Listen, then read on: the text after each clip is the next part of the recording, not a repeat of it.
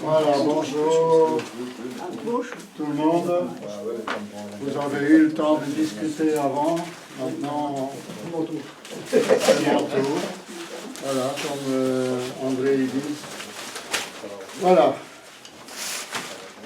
Je voudrais d'abord remercier les gens d'ici et d'ailleurs, parce que je parle toujours pour les gens d'ici et d'ailleurs, pour donc remercier l'intérêt qu'ils ont montré pour les fraternités ouvrières. On reçoit quand même pas mal de gens qui disent c'est bien de continuer, il faut continuer, c'est intéressant, etc. Ça fait toujours plaisir. Il y a aussi quelques personnes qui ont promis de donner un coup de main. Il y en a déjà un qui est venu jeudi passé, toute l'après-midi. C'est magnifique. Il reste encore beaucoup de place à prendre. On ne doit pas nécessairement être jardinier pour venir donner un coup de main. Il y a toutes sortes de choses à faire. Il y a par exemple aider avec Monique au secrétariat parce que par moment elle est saturée un peu de travail aussi. Il y a les mises en sachet de semences qui commencent tout doucement. La fabrication des sachets, ça peut se faire toute l'année, soit chez soi, soit ici. On cherche surtout aussi une personne qui pourrait actualiser Facebook, parce qu'on a un compte Facebook, mais il n'y a personne qui s'en occupe. Ça fait à peu près 1 an que ça n'a plus bougé. Ce serait bien que quelqu'un puisse prendre ça en main, en relais, avec éventuellement les gens d'ici, voir comment on peut éventuellement continuer à faire. Parce que l'idée, c'est de partager au plus grand nombre de gens. Donc le plus qu'on est, le plus qu'on est fort. Ça, c'est tout à fait comme ça pour tout dans la vie. Le plus qu'on est, le plus qu'on a des idées, le plus qu'on a des mains, le plus qu'on a un tas de choses, quoi. Voilà, donc ça c'est important. Ça peut se faire à distance aussi, hein. Donc Facebook, ordinateur, ça ne doit pas nécessairement être quelqu'un qui... C'est mieux qu'il puisse venir régulièrement ici et un petit peu voir ce qui se passe et entendre les sons de cloche, etc. Mais bon, ça peut se faire aussi à distance. Ce qui est important aussi, c'est de venir nous voir, et là je regarde la caméra, de venir nous voir pour les cours. Ça encourage fortement aussi, ça donne aussi une adhésion plus forte que de regarder que sur un écran. Et aussi de partager. Quand vous regardez nos vidéos, partagez-les avec d'autres gens peut-être qui pourraient être intéressés. Ça fera encore des gens en plus aussi qui pourraient nous suivre soit sur Internet, soit de temps en temps une fois venir nous voir. Venez nous voir si vous ne savez pas le week-end, une fois un jeudi après-midi. Ça fait toujours plaisir. Il y a un tas d'autres choses à faire aussi, hein. Par exemple, des petits bricolages pour le jardin, des flèches, attacher par exemple les ronces, balayer les chemins, surtout ici qu'il y aura les feuilles mortes, une fois frotter les tables et les chaises dehors, etc. Il y a un tas de choses, même si on n'est pas jardinier, mais qu'on a envie de donner un petit coup de main, qui peuvent être fort intéressants. S'il y a des gens qui trouvent des donateurs, parce que vous avez compris qu'on a un souci maintenant de sous, ce qu'on n'a jamais eu jusqu'à maintenant, mais bon, comme on doit louer la maison, qu'on aura en charge l'électricité complète, le téléphone et tout ce qui s'ensuit, donc on a un peu besoin d'argent, mais on essaye que ça reste avec l'esprit d'avant. C'est pour ça qu'on n'augmente pas la cotisation obligatoire, c'est-à-dire 5 € par an, mais on dit c'est un minimum, donc c'est minimum 5 €. Celui qui veut donner un peu plus, celui qui veut donner beaucoup plus, il sera très bienvenu aussi, mais qui veut donner un petit peu plus, ce ne serait que logique parce que quelque part 5 €, vous avez quoi? Un café et demi quand vous allez boire un verre quelque part. Donc c'est pas très cher, mais on veut rester démocratique et que ça soit accessible à tous. Donc voilà, les semences, la même chose, hein. On ne va pas augmenter le prix des semences. Il y en a qui disent, bah oui, mais tu pourrais avoir beaucoup d'argent en augmentant les prix. Oui, mais à ce moment-là, on n'est pas là non plus pour faire des sous sur le dos de tout le monde, quoi, hein. Voilà, c'est pas le but du tout. C'est la fraternité, c'est le nom déjà, fraternité ouvrière, ça veut déjà dire pas mal de choses. Et n'oubliez pas, les fraternités, ce sont c'est votre association. C'est pas que Michel, moi, Monique et quelques autres, c'est l'association de tous ceux qui font partie. Voilà. Alors maintenant, les renseignements. Réunion du comité jeudi prochain. Donc là aussi c'est ouvert à celui qui veut être positif et donner des idées, voir un petit peu comment ça se passe. Donc c'est toujours, en principe, le jeudi qui suit le dimanche du cours. Donc souvent c'est le premier ou le deuxième jeudi du mois. Ça dépend quand est-ce que le dimanche y tombe. Le jardin ornemental, pour ce mois-ci c'est trop tard, sauf pour celui qui est ici dans la salle actuellement. Donc on visite un jardin à eux, mais les inscriptions ça finit aujourd'hui, parce que nous on doit donner aussi des réponses là-bas, où est-ce qu'on va. Donc c'est un jardin d'un chasseur de plantes. Bonjour. Là, on paye 10 € d'entrée. Bon, c'est tout un programme. Si ça vous intéresse, vous pouvez venir voir. Il y a aussi une petite pépinière sur place. Et l'après-midi, on va manger chez des gens que Monique connaît. Et puis, on fait une visite de reflet de jardin à Pénin. Donc, c'est sur la route du retour. Parce que eux, c'est loin, hein, c'est à peu près 3 heures de route, je dirais.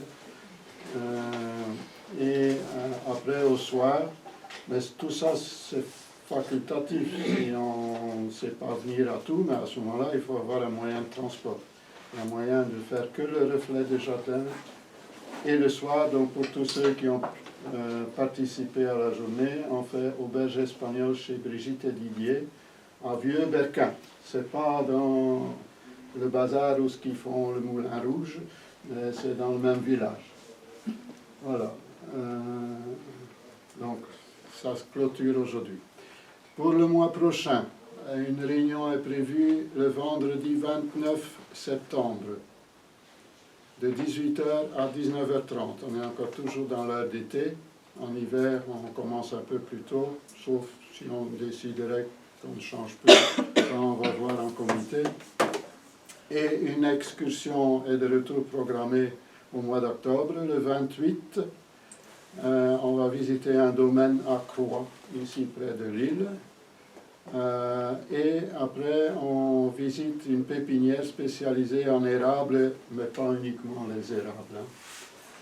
Voilà, donc ça, les finitions de préparation seront expliquées à temps et en heure, mais vous pouvez déjà, si ça vous intéresse, bloquer la date. Les fournitures, ouais, je viens de mettre les feuilles de côté pour avoir la date. Donc ça fait clôturer, je crois que c'est le premier dimanche du mois d'octobre, et donc il faut regarder, c'est le 20 et quelques. J'aurais dû les noter là, j'ai oublié. Ah, tu n'avais pas ta feuille là. Il y a des feuilles là-bas. Le 21. Ah, voilà. Merci bien. Donc, le dimanche 1er octobre, c'est clôturé les commandes. La commande est effective quand c'est payé. Hein, on ne prend pas de commande sans paiement, parce qu'il y a toujours des petits distraits, parfois des petits rigolos qui commandent et qui ne viennent pas.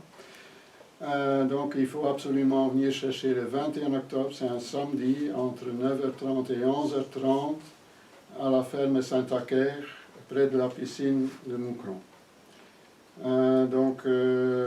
L'engrais, non, les algues marines sont uniquement en petits granulés. Malheureusement, on trouve pour l'instant plus en farine. Donc ça, je le dis pour que vous n'avez pas la surprise. Donc pour une pelouse, c'est très intéressant. Pour poudrer sur les plantes, il faut soit écraser, soit moudre, soit se débrouiller. Comme un café. un moulin à café, oui, un rouleau à tarte, voilà. Il ne faut pas passer chercher la chose ici. Il ne faut plus venir par ici, donc vous allez directement à la ferme Saint-Acaire. L'adresse est marquée en dessous et cette feuille est aussi à trouver sur Internet. Donc celui qui est à distance, il peut trouver tout ce qu'il faut sur Internet aussi. Donc on va directement là-bas, sans rien. Vous allez directement là-bas, sans rien si tu veux. Ouais. Ouais, parce que là, sinon, Avec ta voiture. Hein. Ouais, ça c'est bien. Ouais, une brouette. Ouais, une boîte, ouais. Non, mais Ouais.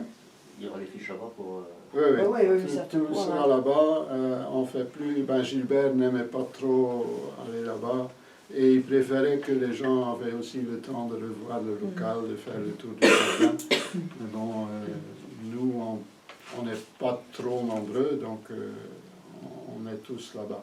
S'il y a des gens qui veulent donner un coup de main pour la distribution des sacs, c'est toujours bienvenu. Hein. Et bien sûr, celui qui est valide et qui vient en chercher, qui donne un coup de main. Quoi. Parce que parfois, il y a des jeunes de 20 ans, 25 ans, et ils nous regardent charger la voiture. Quoi. Bon, c'est un peu facile. Mais bon, c'est comme ça, c'est la vie. J'allais dire encore quelque Ignace, chose. pardon, la poudre d'os, Oui. ça sert à quoi? Ça sert à quoi? C'est surtout de la phosphate, c'est surtout pour la floraison. Donc, Ou les fleurs, par exemple. Surtout pour les fleurs, mais bon, ça dépend. Il y a des gens qui donnent un peu séparément aussi les choses. Ils donnent de la vinasse, ils donnent de poudre de sang. Poudre de sang, c'est plutôt azote. Vinasse, c'est plutôt potasse. Donc à ce moment-là, ils font leur mélange eux-mêmes. Mais c'est déjà un peu plus compliqué. Mais pour les fleurs, entre autres... Les haricots aussi, hein. Fleurit aussi, les Les haricots. haricots. Les haricots, il y a oui, Les des courgettes. autres légumes qui Les fleurissent, hein, donc ceux qui fleurissent. Quoi. Mais dans les engrais complets, il y a un peu de tout. Oui. C'est plus facile. Mais si tu veux booster un peu plus, il y a des choses qui n'ont pas du tout besoin d'azote. Oui. Donc à ce moment-là, comme les haricots, les petits pois, n'ont pas besoin d'azote, sinon les fleurs y tombent. Donc là, c'est possible de donner un peu de poudre d'os et peut-être faire un purin avec des feuilles de consoude, des choses comme ça pour avoir de la potasse. Quoi. Donc voilà, il faut aussi essayer d'avoir le plus possible une autonomie et trouver des autres solutions comme les engrais verts, etc. pour remplacer un peu ce qu'on a l'habitude d'acheter. Ce n'est pas toujours nécessaire d'acheter. Je vais aller un peu vite avec les semis d'urgence, parce que c'est urgent. Mais c'est pour gagner du temps par rapport à ce qui est moins urgent et que c'est les semis du mois. Je râlais parfois, je ne sais pas pour critiquer Gilbert, mais il mettait souvent très longtemps pour les semis d'urgence et il lui restait plus suffisamment du temps pour parler des choses qui sont d'actualité.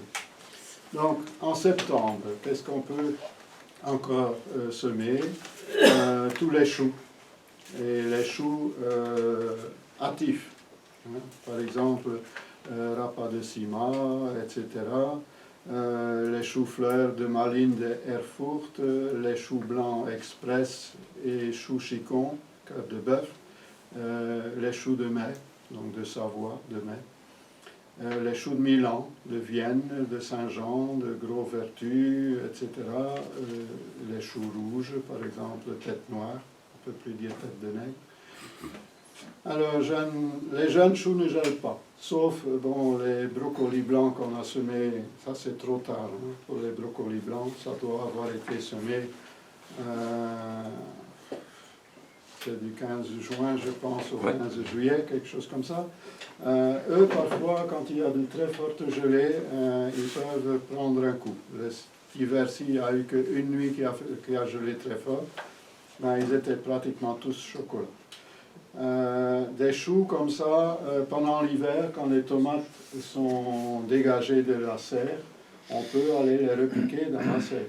Ça peut donner des bons résultats. En réfléchissant bien, comme par exemple les choux-fleurs de printemps, si vous voulez planter tôt vos tomates, ils vont encore être là. Donc il faudra prévoir que vous avez l'emplacement des tomates qui reste plus ou moins accessible et qui est peut-être remplacé par des chicorées ou d'autres choses qu'on peut rentrer dans la serre et qui seront partis quand il faut planter les tomates. Donc ça, c'est une réflexion à faire ou à avoir, sauf s'il y en a une serre avec une grande capacité. Là, on sait gérer plus facilement. Voilà.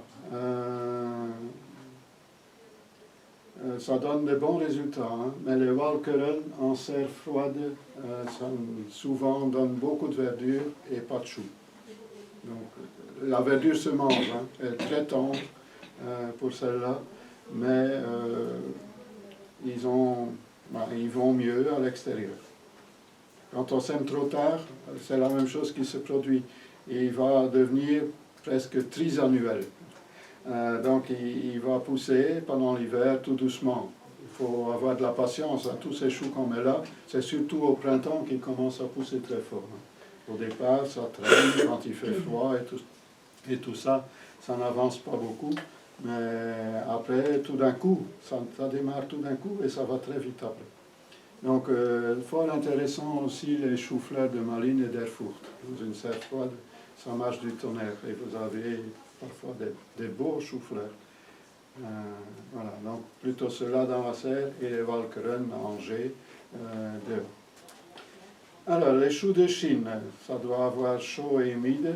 Donc, voilà, la chaleur est encore là. L'humidité, elle est là maintenant aussi. On a de l'eau en principe en réserve.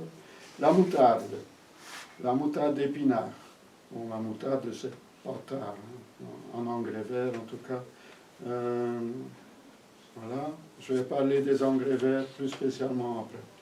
La roquette, donc ça on sème régulièrement, donc c'est urgent sans être urgent, mais ça commence à être temps quand même. Ça ne gèle pas non plus la roquette. Les chicorées sauvages, à petites pommes à couper, les scaroles, cornettes de Bordeaux surtout, et d'Anjou. On a de retour quelques paquets de cornettes de Bordeaux. La commande est partie, mais elle n'arrive pas. Moi, j'ai acheté dans le commerce un sachet, on a divisé, pour avoir quelques petits sachets. Les autres, ça va venir. Les Natacha, par exemple, les Gildes. Quand ils gèlent, ceux-là, donc les scaroles et tout ça, peuvent geler. Donc là, il faut prévoir une protection pour les nuits qui ont des risques.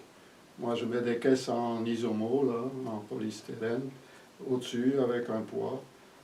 En serre froide, on met un voile ou quelque chose au-dessus. Il faut voir un peu comment on peut faire.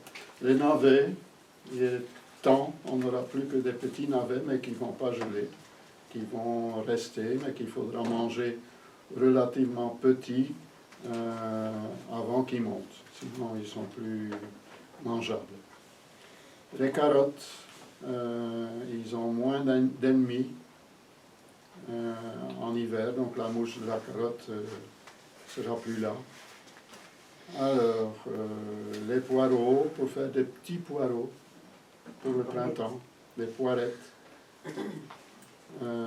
Les oignons hâtifs, et ça c'est urgent, mais c'est encore possible, donc semer des oignons, que soit on va le manger tôt au printemps, petits en verre, soit on laissera grossir, et ça donne souvent de très bons résultats. Soit semer sur place, soit démarier, ou semer en caissette et aller repiquer au jardin. Ça ressemble fort à un poireau, mais on ne va pas les mettre profond. Un oignon pousse à la surface, donc 1 ou 2 cm sous la terre. Bien sûr, les racines dans le sol. Et les échalotes de Jersey, ça donne vraiment, c'est un oignon en fait. Hein, ça s'appelle échalote de Jersey parce que ça a la forme et ça a le goût de l'échalote, mais en fait c'est un oignon. Et très intéressant, ça vous donne des bons résultats, des gros bulbes souvent. C'est intéressant. Les cebettes, c'est aussi un oignon mais qui pousse comme un poireau, qui n'a pas vraiment un bulbe. Ça a un goût d'oignon. Ça repousse quand on peut couper, c'est plus ou moins vivace. Bon, s'il n'y a pas trop de limaces, vous devriez en manger un petit peu. Le persil, donc, aime bien la chaleur pour le lever. Donc, le meilleur moment, c'est le mois d'août. On n'est pas loin du mois d'août, hein. Donc, on est encore en septembre. Bon, si c'est une période, mais ici, il prévoit une bonne période pendant au moins la semaine qui vient. Après, on verra. Après, je pars en congé, donc il va pleuvoir. Voilà. Donc, le persil, à repiquer un par un, hein, ça donne de très beaux persils. Les miens sont repiqués. Je les repique d'abord dans des petits godets. Et puis, ils vont... Donc, en alvéole, ça va très bien aussi. 1 ou 2 graines. Après, vous laissez le plus beau. Bon, avec 2 petits plants, ça devrait encore aller, mais il ne faut pas faire des petits paquets. Et de plus en plus dans les magasins, on les trouve aussi qui sont beaucoup plus clairs semés que d'antan. Antan, c'était une petite touffe et il y en avait parfois 20. Et après, tu n'as pas un bon résultat parce qu'ils ont trop de concurrence entre eux, quoi. Mais le persil va beaucoup mieux repiquer. Persil semé sur place souvent est attaqué par une mouche. C'est la même, je pense, que la mouche de l'oignon. Donc, il pond dessus et qui va manger les racines. Et on rate. Pourquoi ça marche mieux semé autrement? On n'a pas l'explication vraiment. Mais bon, c'est une constatation. Le céleri à couper. Ça, c'est aussi bien pour quand on fait des moules, etc. La soupe, c'est mieux la verdure du céleri à couper que la verdure du céleri rave. Le céleri rave en grande quantité est légèrement toxique. Donc, ça c'est... Au mieux mettre du céleri à couper, laissez-le monter en graines et vous allez trouver des plantes par-ci par-là dans votre jardin que vous allez pouvoir planter à un endroit qui vous conviendra peut-être mieux que l'endroit où ils ont levé. Voilà, ça c'est les urgents, il y en a sûrement d'autres, hein, mais ceux-là sont trop urgents. Voilà, les semis du mois. Après le 15 septembre, la plantation de petits oignons, soit en serre, soit en pleine terre. Monique va en commander demain, elle m'a dit. Donc ça se plante au mois d'octobre, novembre, et ça donne souvent de très bons résultats. En serre froide, ça donne aussi de très bons résultats. Il y en a qui disent, on les mange en verre, sans les laisser grossir. Moi, je les laisse grossir et ça donne un très bon résultat. Et ils conservent peut-être un tout petit peu moins longtemps, mais ça conserve quand même relativement bien. Il y aura aussi l'ail d'hiver et les échalotes. Les échalotes, là, c'est plus pour manger en verre. Si vous mettez ça dans la serre froide, ou dans une couche, ou un petit abri, ça va aller plus vite qu'en pleine terre dehors. Ça dépend de la météo et des années. Alors, on va mettre ça en terre ferme, ces bulbes. Hein, il ne faut pas travailler trop le sol. Hein, en terre ferme, à la surface, pas en profondeur. Les bulbes doivent être visibles quand vous avez fini la plantation. C'est la même chose que quand vous plantez au printemps. Et ils vont se soulever. Bon, parfois c'est un merle ou une pie qui tire dessus, ça c'est autre chose, ou un chat qui gratte. Mais ils vont se surélever un petit peu. Donc s'ils sont 1 ou 2 cm sous la terre, pas sous la terre, mais le bas, et dans la terre, ça se peut qu'ils vont monter et que le bas va venir à fleur de terre. C'est tout à fait normal. Il ne faut surtout pas les repousser parce que là, vous cassez les racines. Ils vont refaire des racines, mais ils prendront du retard. On peut planter quand on a un terrain fort, humide, sur légère butte, une butte de 5 à 10 cm. Donc, il ne faut pas faire des petites buttes comme ça parce que le premier merle qui passe, il va trouver ça intéressant pour trouver un verre, il va tout gratter en bas. Faites une butte un peu plus large, comme ça, ça sera plus intéressant. Si vous avez une terre bien drainante, ce n'est pas la peine. Hein. Une terre qui a toujours eu déjà des compostages de surface et tout ça, des composts, etc., devient noir, devient une éponge, donc là, c'est plus la peine, et ça sera difficile aussi de maintenir une butte. Voilà. Donc, protéger contre les oiseaux et les chats, si vous avez ce problème-là, avec un petit filet, mais un filet ils vont se prendre dedans. Quand vous allez tirer le filet, vous allez tout avoir. Donc c'est mieux un petit grillage, peut-être en hauteur, comme ça, quelque chose, ou un filet alors sur des arceaux. Parfois aussi, rien que si vous avez des branchages de taille de haie ou quelque chose, mettre entre deux. Les oiseaux, ils auront beaucoup plus difficile. Et les chats aussi, ils vont plutôt aller ailleurs, chercher un endroit pour aller gratter. Pas d'engrais, ni de compost. Une terre riche, mais pas d'engrais et surtout pas de l'engrais azoté. Sinon, c'est la pourriture assurée. Après la récolte, ils ne vont pas conserver. C'est le moment de semer ou de planter des fèves au mois de septembre. Donc 4 ou 5 cm de profondeur. Moi, je mets aussi toujours d'abord dans des godets. Je crois que les plus grands alvéoles peuvent éventuellement convenir aussi, à condition qu'on repique quand ils ne sont pas encore fort grands, que les racines n'ont pas tout envahi. Et puis, on va aller les planter dehors. Si on veut faire une récolte vraiment pour manger, c'est faisable comme ça, mais c'est aussi faisable à ce moment-là de les planter tôt au printemps. Mais si on les met très tôt, c'est pour avoir des pucerons très tôt et pour que les coccinelles trouvent à manger très tôt dans l'année et ils se disent « Ah, ici, c'est la manne de nourriture, on va se reproduire. » S'ils n'ont pas à manger, la nature c'est comme ça, s'il n'y a pas à manger, on se reproduit moins. Les mammifères et tout, c'est comme ça. Hein, voilà, donc les pucerons et les coccinelles et d'autres, hein, les sylphes, etc., vont trouver à manger. Les féveroles, ça c'est plus comme engrais vert, c'est des toutes petites fèves. Bon, et après je vais parler un peu des engrais verts. Vont aussi attirer les pucerons. À côté de chez ma fille, ici à Erzo, il y a un paysan, un agriculteur bio, qui met régulièrement des féveroles comme ça. Et comme c'était juste à côté de son jardin, elle était envahie, mais envahie de coccinelles. Parce qu'il y avait beaucoup de pucerons, et donc les coccinelles se reproduisaient pour tout le village. C'est bien. Les pois, de préférence en serre froide, ça peut aller, mais bon, ça se fait bouffer par les oiseaux, par les limaces, c'est faisable, mais en serre, ça va.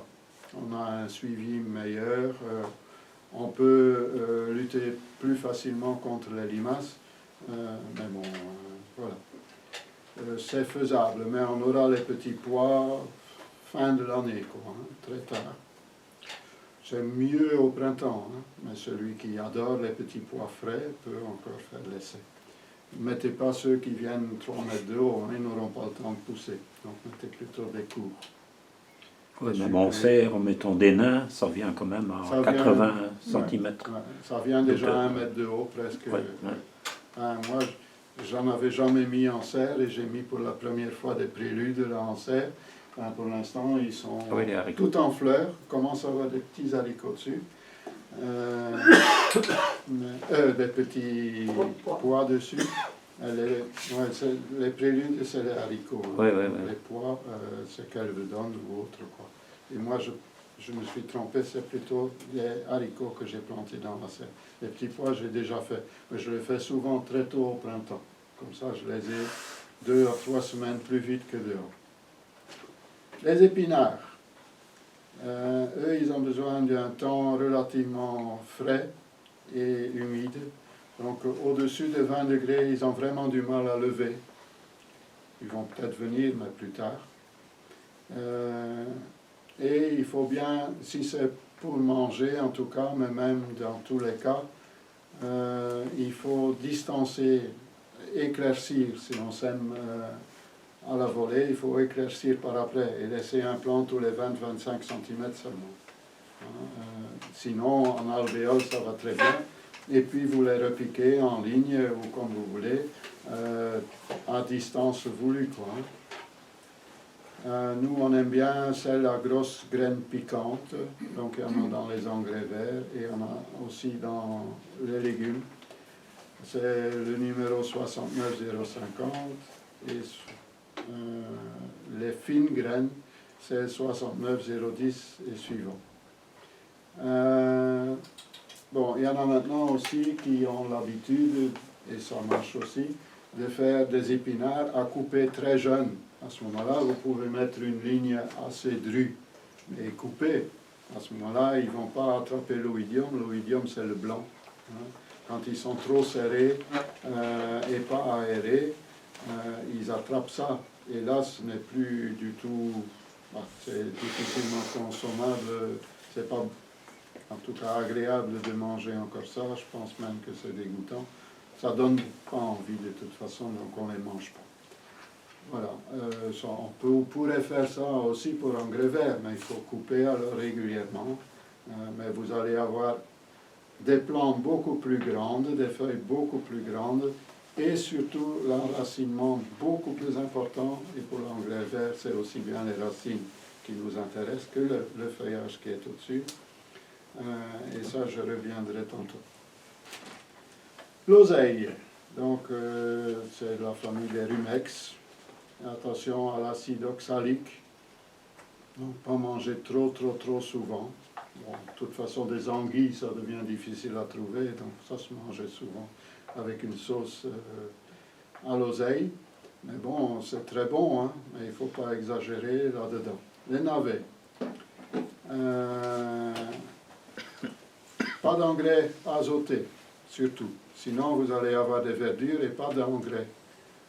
Même ici dans le jardin, je sais que Josine m'a dit quelquefois, Gilbert ne sait plus produire des navets. Il y a deux raisons à ça. Peut-être que les terrains étaient trop riches, malgré qu'ils ne mettaient jamais d'engrais, mais aussi la luminosité. Donc les navets, vous allez avoir, et les radis c'est la même chose, vous allez avoir une grosse racine quand ils sont bien espacés. Et c'est comme les épinards, tous les 20 à 25 cm, un navet suffit largement. Donc soit vous, encore une fois, vous semez dans des alvéoles, dans autre chose, et vous repiquez. Je trouve ça très intéressant, parce que le terrain n'est peut-être pas encore libéré. Vous allez semer. Les navets, bon, peut-être pas pour les radis, bon, là, c'est déjà plus de travail, parce qu'il en faut beaucoup. Parce qu'un radis, c'est, sauf les radis, les ronds, ceux d'hiver, etc. Et maintenant, on peut ressemer les radis de printemps. Hein. Donc ça marche très bien, ils ont de retour plus ou moins les mêmes conditions qu'au printemps, donc ça marche très bien. Donc s'ils n'ont pas l'espace voulu, surtout en lumière, ils ne vont pas former leur boule. Hein. Les radis aussi, hein, bien éclaircis, hein. Sinon vous avez plein de verdure et pas de bouboule. La verdure se mange hein, en soupe éventuellement, aussi bien des navets que des radis. Alors un petit truc pour les radis, c'est que par exemple lorsque vous semez de la laitue, dans le même sillon vous mettez par-ci par-là une graine de radis. Comme ça c'est déjà clairsemé et le radis va lever même plus vite que les laitues. Et très vite, vous allez pouvoir récolter ces petits radis qui sont semés par-ci, par-là, sur la ligne sans perdre de place. Ah oui.